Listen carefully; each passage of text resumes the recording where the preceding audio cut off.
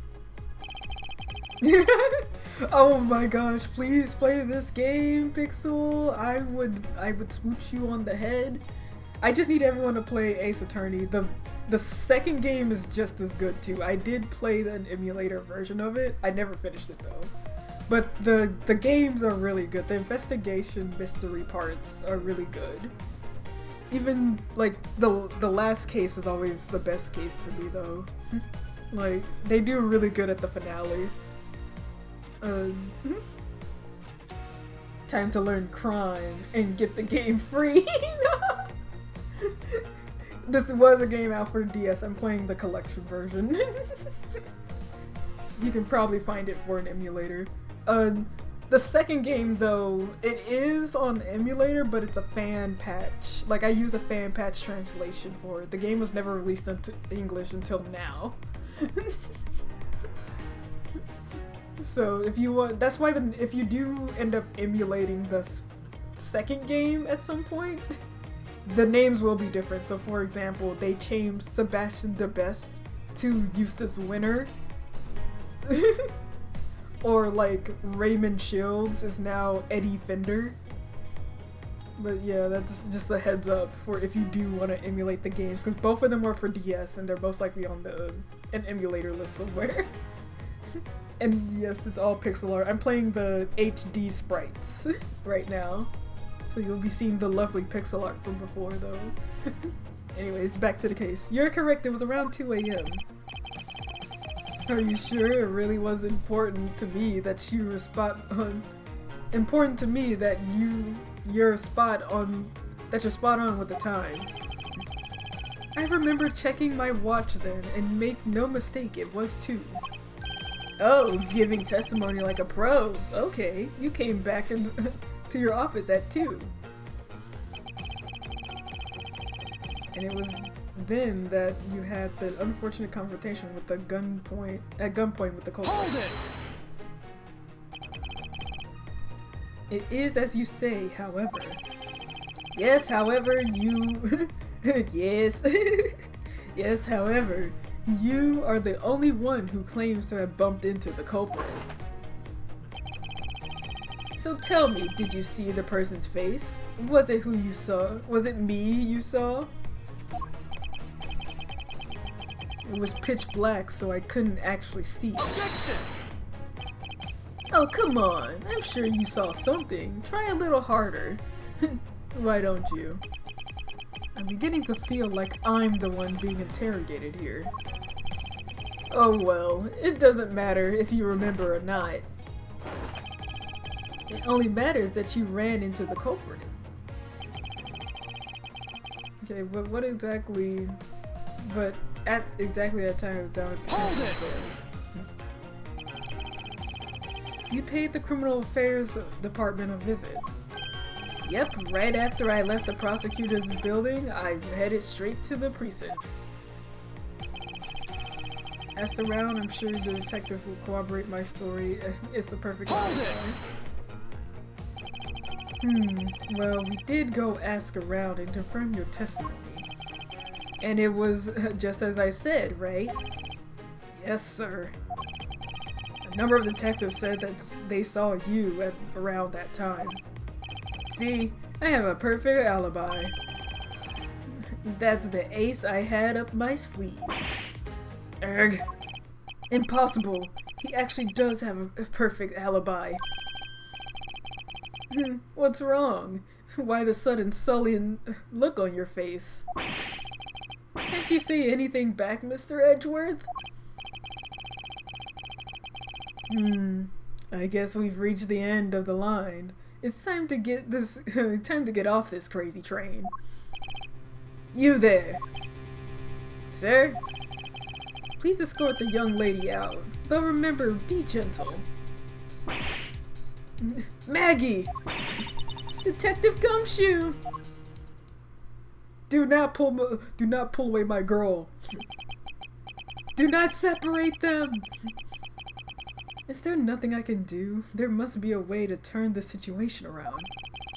If only I had a clue. Did I miss something when that can help me cast doubt on his alibi? I need to calmly think this through in one more time, and with logic. Not the girl failure, yeah, let her go! Free my homie. Where's the postman's alibi?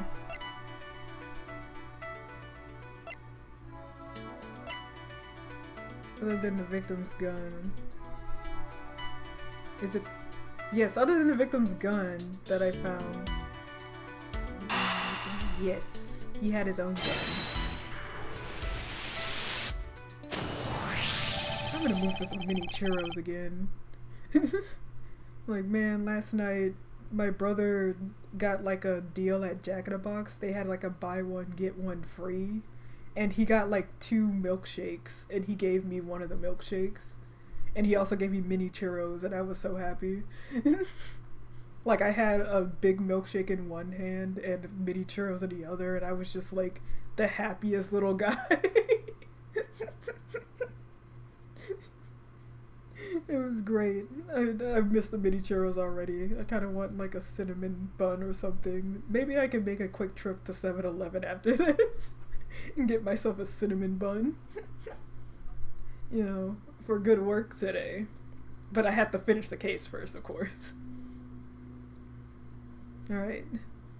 There were 2 bullets left at the scene of the crime.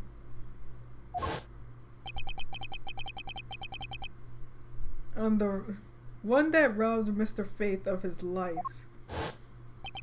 and one that nearly robbed me of my jacket. However, the murder weapon only shows signs of being fired once, meaning that it is entirely possible that the second gun was used in my office tonight. But seeing as how the killer had to steal Mr. Faith's gun, I doubt the killer had another gun up their sleeve. Therefore, the second gun could have been the property of an entirely different person. Which could mean that there was another person who paid a visit to my office tonight. So files disarray and another visitor.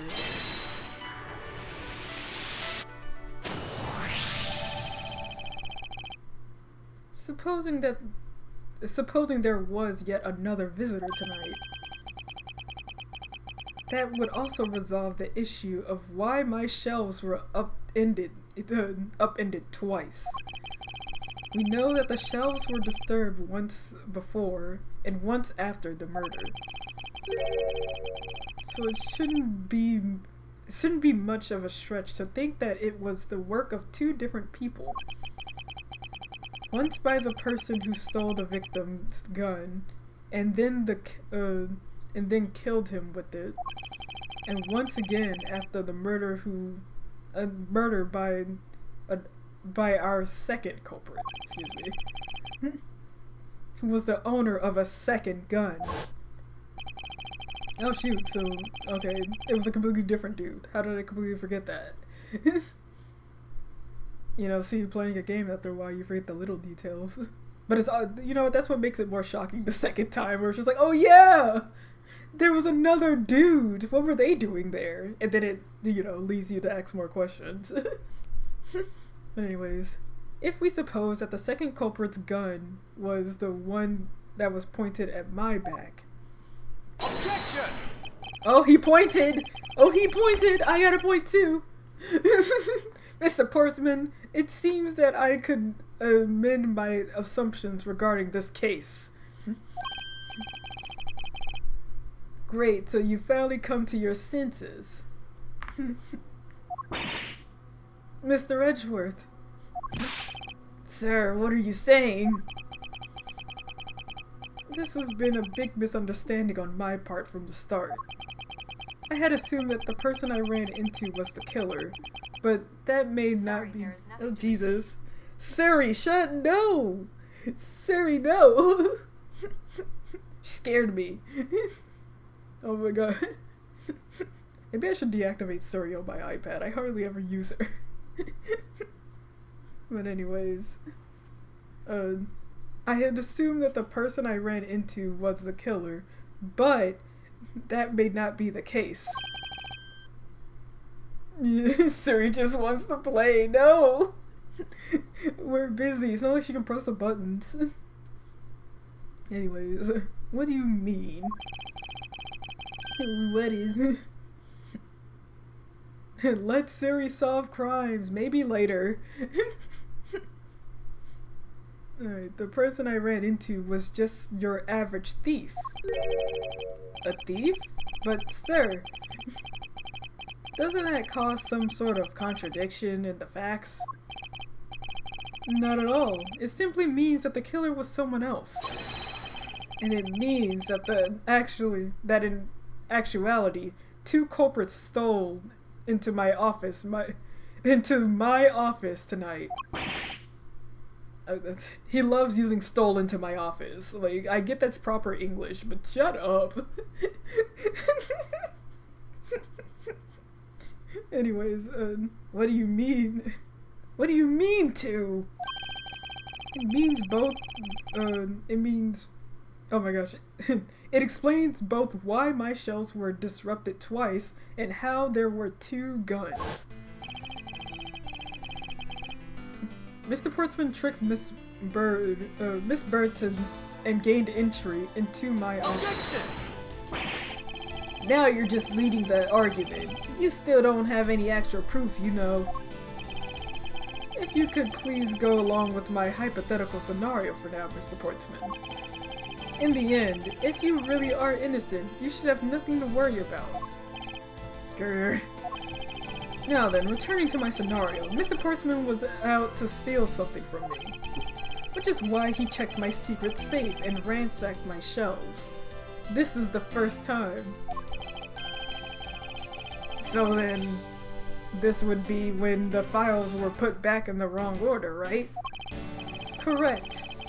And then, just when he was about to look somewhere else, who should walk in but his own partner, Mr. Faith? But why did Mr. Faith come into your room, sir? He probably had business with Mr. Portsman, which is why he was in the area. But that's when he noticed sounds coming from my office, would be my guess. Oh, because you were supposed to be away, right?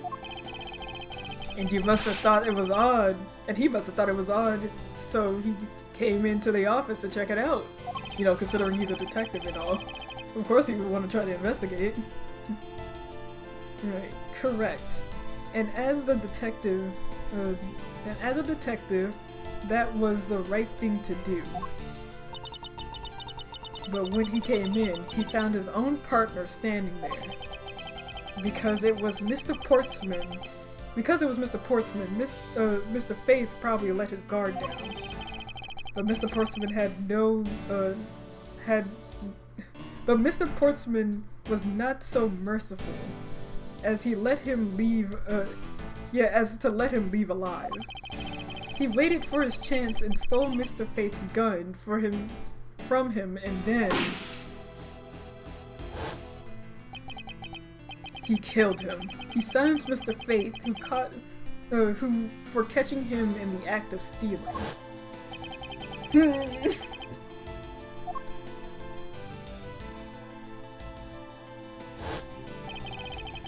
This was the moment in which the first shot was fired, and one that landed into my files.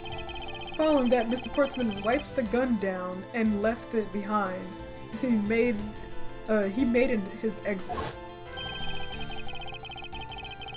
He can afford to do that because he had also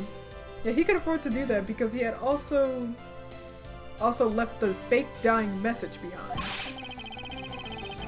You're such a complicated troublemaker, you know. You know that? Oh, it was gumshoe. Whoops.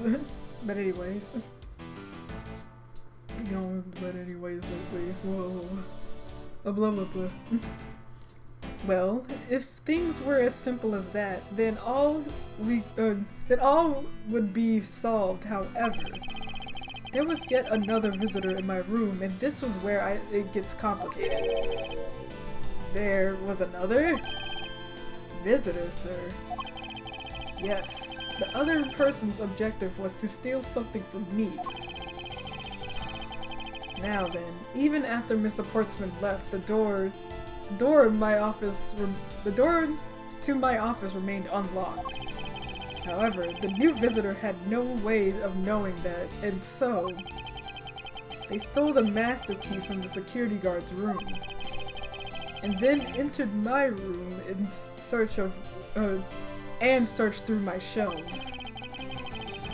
This was the second time that they were distributed, and seems that the thief found their prize.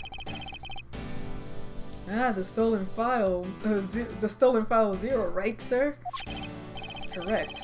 Only just as the thief was about to leave, to leave with the file, I appeared. The thief then threatened me with their own gun and made their escape. A second bullet was fired during the brief encounter. So the shelves messed up twice. And 2 bullets. It was all because there was 2 different people doing those things in 2 different times. Precisely. So now do you see, Mr. Portsman? The person I met was just a thief, and was not, in fact, Mr. Fate's killer.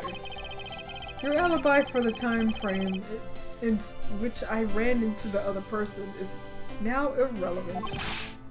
Because we now know the murder took place during the first culprit's visit. Objection!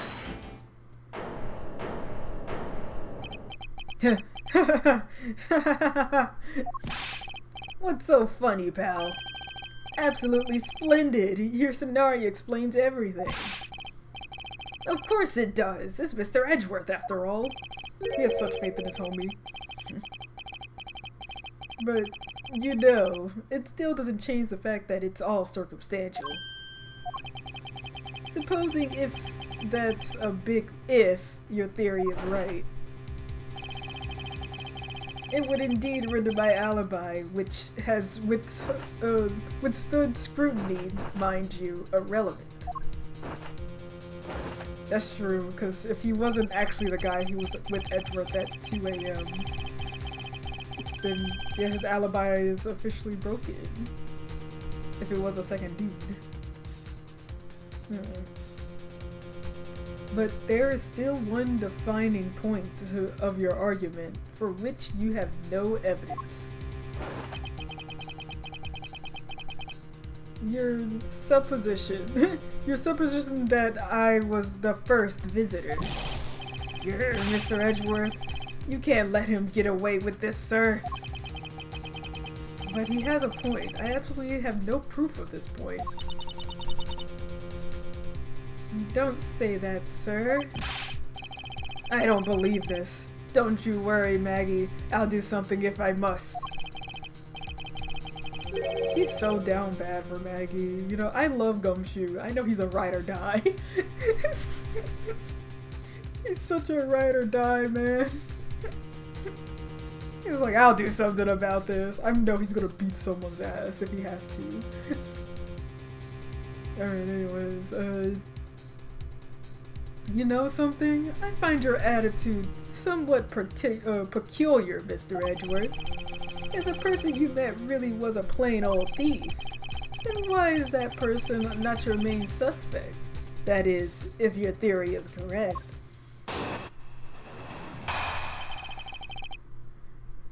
His perfect airtight alibi too. Alright. That thief you ran into should be your real suspect, wouldn't you say? We should be out there looking for that thief right now. They might still be nearby. He's deflecting. Himbo and girl failure is the best combination. Oh yeah, absolutely. They're forced to be reckoned with. But anyways, his airtight alibi too. We should be out there looking for that thief right now. They might still be nearby. I hate to repeat myself, but as I already said, I was in my training. I was training in my room. And when Jim came to deliver some evidence to me, I was down at the criminal affairs. So I couldn't be expected to know what happened around here after I left.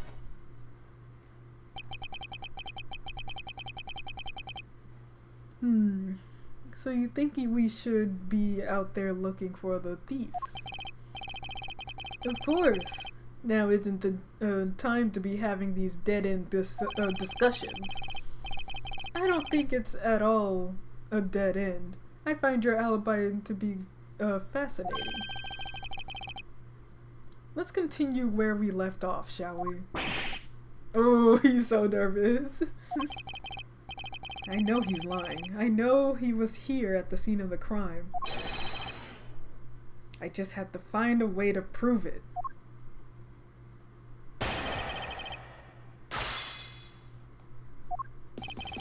Alright. I know that it's this fourth one. Or was that the fourth one? I gotta count. Okay, 1, 2, 3. Okay, when Jim carried the evidence to me, press. Hold it! Why didn't you go to see Mr. Faith? That's because he said he was tired and was going to take a quick nap. You know those sofas in the hallway? He likes to sleep on those. It's one of his habits. And what evidence what evidence he brought? And what was the evidence, what of the evidence he brought? Oh my gosh. There were things related to yesterday's case, just 2 items, a gun and a pendant. Interesting. This piece of evidence seems to be crucial to let slip through the cracks. Okay. So he had a gun. Alright. Let me see. He brought 2. Let me check the thingy.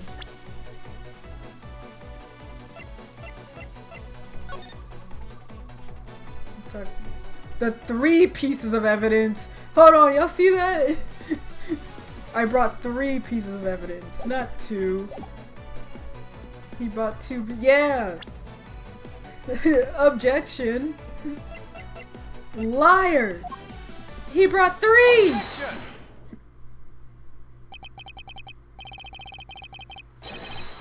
Only 2 pieces of evidence. I believe the proper phrase here is you fail. Okay. Excuse me? You fail as a prosecutor, Mr. Portsman, as you intend to keep evidence hidden from me. What are you talking about? I haven't hidden anything from you. Well, there's a piece of, here's a piece I think you should read carefully. Point at him! Ah! It says that Mr. Faith was bringing 3 pieces! Yes. This is the victim Real's dying message to you, Mr. Portsman. I can't believe he got rid of my simple arithmetic. I got tripped up by simple arithmetic. Yeah, we know how to count. Oh my gosh, which emojis are I using? It's hard to see. Are you guys pointing? It's hard to see on my computer. You guys are using pointing emojis. We should be pointing at him. Yeah, it is the pointing emojis. Very hard to see on stream. But yes, point at him! Went to law school, not math school. Yeah. Okay, good. It's hard to see. And it doesn't show up on like the actual, I guess the chat screen too. It does show certain emojis, but not the pointing emoji. I think that's too new. But anyways, I can't believe I got tripped by simple arithmetic. Point! Yes, everyone point. Oh, one moment.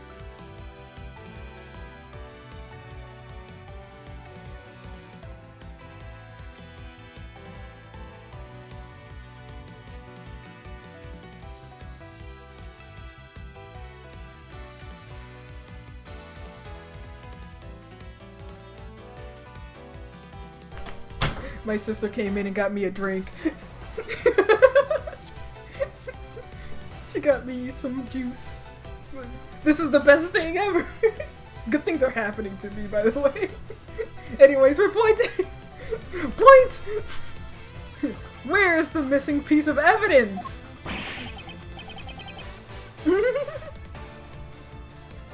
Yeah, it's just boxes on stream. Alright, it's... You have it, don't you? Only the guilty would make such a face. Detective Gumshoe? Kill this man. You don't have to say it, sir. I'll pat this guy down from head to toe. Just lean back. Don't come any closer. I'm warning you. This is all part of the investigation, pal. Ooh, emphasis on the pal. So don't even think about stopping me. No! Ooh, sorry. No! Sorry, this is the juicy. Alright. Hey, what's this? He had this on him, sir. Detective Gumshoe, manhandle this man. Despite what you said, it would appear that you do have something to hide. But why would he hide something like this? There's only one reason why he would hide evidence of this caliber.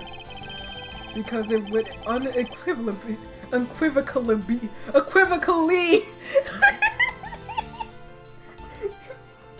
I need a dinger for each time I jumble up a word now. He would unequivocally point out to that person himself as the killer. Let's examine the videotape in a little more detail. Yeah, I'm just gonna start making a compilation and that'll be the YouTube shorts. Of just a dinger of each time I mess up a word. For the section of the tape that will drive the last nail into this coffin. It's the K8 incident. The KG8 incident. That's a police case number, sir. Does this mean the videotape is evidence from the case? From that case? Interesting. However, that's, what's recorded on this isn't what's important right now. Let's give it a casing through once over. The KG8 incident is actually very important. There's blood back here. Ah, that's blood, isn't it? Hello again.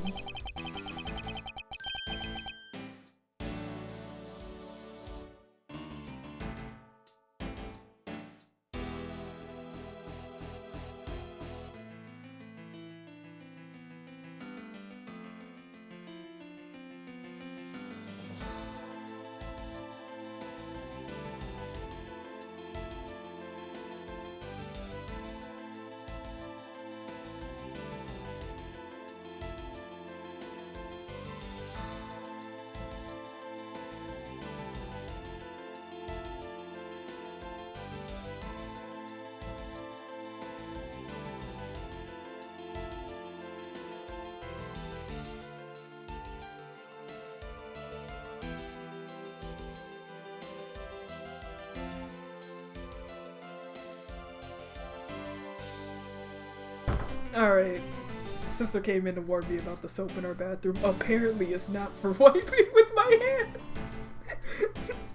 It's a special type of soap that could have burned my hands. I thought it was regular hand bar soap. Well, shoot. Thank goodness she warned me. I only started using that soap recently because we ran out of soap. No wonder it was in a container. Legit, like, the bar of soap was just inside this little container inside the bathroom. And I was just like, well, I get that we don't have our soap stand anymore, so I guess this is just to keep the soapy residue off the what's it called, the counter. And I was like, no, it's because it's a special soap for skin. And if you use it too often, it can burn your hands or burn your skin. Now I know that. But anyways, back to the case. Yeah, I could have burned my hand. That's why she barged in here to warn me of that. That's why I was speaking. But yeah, okay. Yes, I believe that this is what the good prosecutor was trying to hide from us. This blood is still fresh. You mean this might be the Detective Faith's blood? No! You've got it all wrong! No amount of denial can save you. You have but to run a blood test to find the truth. You told us that you had received evidence from the victim earlier. Now you will tell us when and how did the victim's blood find its way onto this video. Yeah, that's totally suspicious. Was it the moment of his death? Did Detective Faith have this videotape on his personage when you killed him? You know very well there's no way to prove that. Not even if we were to examine this tape for fingerprints. Nyurg! If I had to take a guess, I'd say that the only one who's on here would have... Oh my gosh, the only one... It's supposed to be really cool! I'd say that the only ones on here would belong to the murderous you and Mr. Faith. No, impossible.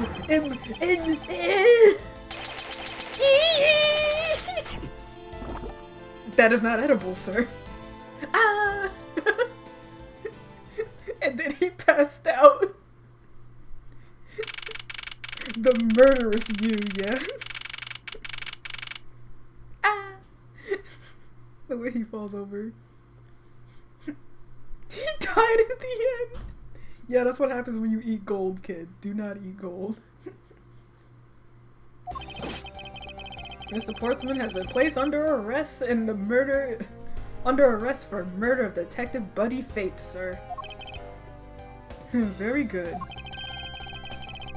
And the results we got back from the lab techs on the tape turned out to be real solid, sir. The blood work came back, and it was definitely Mr. Faith's blood on here. And as a bonus, they were able to lift a few of Mr. Faith's fingerprints as well. Thank you so much, Mr. Edgeworth. Well, so very much, Mr. Edgeworth. Very is very important. Just shows how grateful she is. Alright.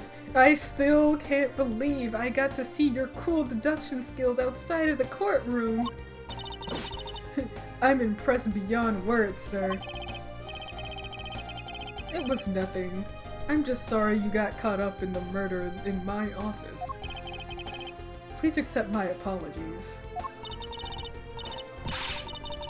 Oh, well, it was nothing really compared to what I've been through, I mean. I consider myself lucky that it was only a burglary and murder this time. Yeah, this time, sir. It had been a hold-up. If it had been a hold-up or a hostage situation, I would have been throwing my hands up in the air. Tricky. Caught you stealing. I just saw the reply. I know this probably has to do with something else, but it's still silly. I think I'm finally rising up from the goddess of misfortune to the unlucky person. To join an unlucky person, excuse me. Something tells me we should have hired a different person for security detail. A gentleman when he isn't being a snarky bitch, yeah, Edward. He's so nice when he's not being snarky about something. You know something, sir. That Mr. Portsman really was a corrupt prosecutor. Why would you say he was corrupt? I want it. Well, I heard that there was a number of suspicious things related to this, related to his court case. Wait, I said that in Edward's voice. Ooh. There was a rumor about him, how some of the evidence he used was forged, sir. Forged evidence, huh? And they say he even decided not to prosecute a few cases for some really vague reason. Ooh, that guy was completely disgrace of the entire profession. We never did get around to asking what his reasons was for breaking into my office. Yeah, whenever we got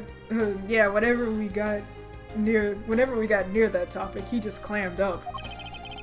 Although we can be pretty certain that it was to steal something.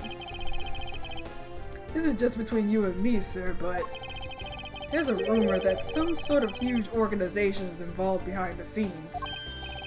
Oh? Well, well. With Mr. Portsman not willing to divulge anything, it certainly lends credence to that rumor. It would seem that we haven't heard the last of this. Huh? Then Mr. Portsman isn't the bad guy? I didn't say that, but rather there are still many more mysteries for us to solve. For example, we still haven't figured out what the significance of this piece of evidence. I think it was this one. Take that! The person who stole this file, the other villain of the night. Yeah, I wonder who it was.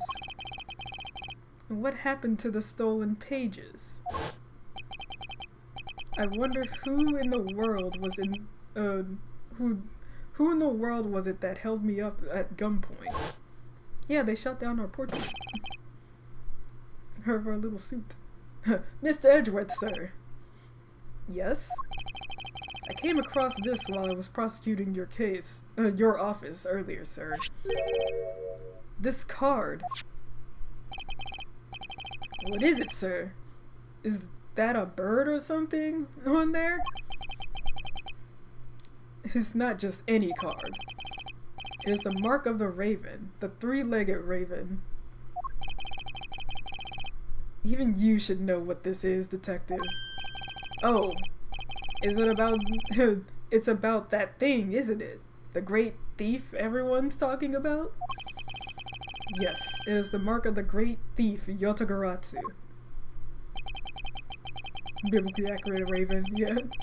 Under the mark of the legendary bird, the Yotagaratsu is a noble to the end of a modern Robin Hood. Labeled mysterious and phantom-like, the Yotagaratsu appears and vanishes at will. Though we don't know much about this thief's ultimate goal, we do know the targets. Yotagaratsu likes to find and make public evidence to corrupt dealings of all sorts. The theft is always performed in silence and always with perfection. Once the target is chosen, no dramatic calling card or an announcement is sent forth. Instead, the chosen corruption is infiltrated without even the target noticing. Some days later, the evidence that was found is sent out to the mass media, along with a single card. Although, it has been a while since the Yotagaratsu last appeared. Hey, Mr. Edgeworth, look, something's written on the back. What? Let me see. It's the location of where the thief put the stolen files. So this person who stole the contents of the files was the Yotagaratsu. Yotagaratsu, organization. Quite a few key words are popping up in this mystery. The murder in my office. The return of the great thief Yotagaratsu. Looking back, I can't say I didn't see these events coming. For they were For they were heralded by the incident that begun to occur 2 days ago. The end! Oh, that's the end of the first case, gang, and that's also where we'll probably stop for tonight. Yes, save my progress. And it will be saved right here. We're gonna overwrite this one. This will be the stream file. So next time y'all see this opening, y'all probably gonna see like my independent file. But anyways, yes! Oh, this first, it's still so good. It's so fun, so good. I think like the demo also plays through the first case. It's a 3-hour case. Yes, I recommend the game. This is the demo also goes through the first case, so really I just played the demo for you. And the second case, oh, it's great. Miles gets to be on a plane, a very unrealistic plane, but it's still a plane. Oh, but yeah, that was Miles Edgeworth. Ace Attorney Investigations. I hope those who stayed for like the long haul enjoyed this gameplay. Genuinely, I also hope you like my little sprites that I made for myself. Whoops, I have a little desk here. Yeah, the game. Yeah, I'm glad you love it. That's good to hear. I'm glad you like it. Because genuinely, it's one of my favorite games. Yeah, I have a desk, but like, I had no reason for it since we were investigating. We're not at the courtroom, but you know, if I play Ace Attorney again, I'll put the desk there. But anyways, you gotta make a desk slam for next time. I did whip out this, like, these sprites last night. Literally, I worked on I did my homework and stuff last night, so I could play this game, so I could stream this game. Because I was just like, I don't want anything hindering me from playing this game all weekend. So I finished up my homework and did any work I needed to do. But yes, I'll probably make a sprite of a death slam for next time when I have more time. This is my first time watching Ace Attorney and it was fun to listen to while drawing. Yay! That's good. I know, like I said, I know I can't read. Well, I can read very well, but reading for 3 hours can do that to you. I'm probably gonna rest my voice after this. Oh, it's your first time watching too? Yay! The investigation games were kind of niche. Well, I want to say Ace Attorney is niche, but has a large following. Because earlier, I actually went to get to the GameStop to go pick up a physical copy. Because I wanted a physical copy of this game. And apparently, like, they didn't have any extras. Which is just like, yeah, you should have pre-ordered it. I'm like, my life is busy. I can't be pre-ordering games right now. And, lucky for me, the Best Buy nearby had the physical copy of the game. Which, this is the second time Best Buy has saved me for getting an Ace Attorney game. Like, I don't know, people be dogging on Best Buy sometimes, but if you have a niche fandom, like, they most likely have your game. They'll have, like, 2 or 3 copies left of your, like, the game that you like, but they had it. But yes, I'm very happy that you guys enjoyed the Ace Attorney investigation so far. I'm probably gonna stream like half of the next case for like next Wednesday. I'll stream the next part of the case. Yeah, so the next few, that I would say like the next 2 streams will definitely either be more Ace Attorney investigations or a drawing prompt, because I was gonna write next week, but I don't think I have time for that. But we're playing more Ace Attorney. We're gonna be attorneys together. We're gonna investigate.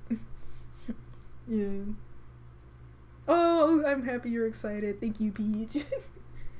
Maybe I can grab some people to collab with me, because the case is indeed longer, and I do think that like having like a 3-hour cutoff period might be best for it. Or at least like we'll stream for 2 hours, take a break, and then like come back for another 2 hours. Yeah, I think I'll do that. Have a quick like 10-minute break in between, just to eat something and drink stuff. But maybe next time I can hopefully get people to collab with me on like the second case, and we can all do silly voices. I don't know yet. I don't know who'd want to join me, to be honest. And I also don't know how to do collabs yet. But when I figure it out, dude, it's Jover.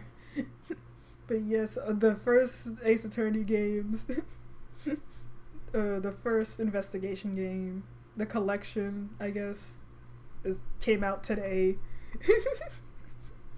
I'm gonna probably start on the second game now, like on my own time, off stream. I'm gonna start playing the second game, because I never finished it. But hopefully we'll be able to get through Miles Edgeworth together. I look forward to the next stream, guys. Thank you for joining me for my first Let's Play like stream, actually. Since the last 2 were art-based. Yeah, let's hope I get more voices in. If not, it will be fine. I can do it all by myself. Y'all saw all those voices I did. Yeah, thank you. Thank you so much. I'm glad it was fun to watch. We'll do a nice little wrap up for now. Ending stream soon. Thank you all for coming. I really appreciate it. I appreciate every single time you guys are like, come back. Because once again, you never have to. But I'm always happy when you do. Even if you show up late.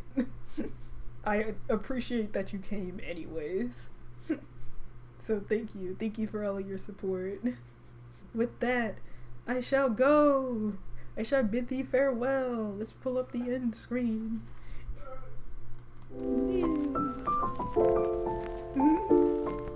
Alright, everyone. Have a good night. See you on Wednesday.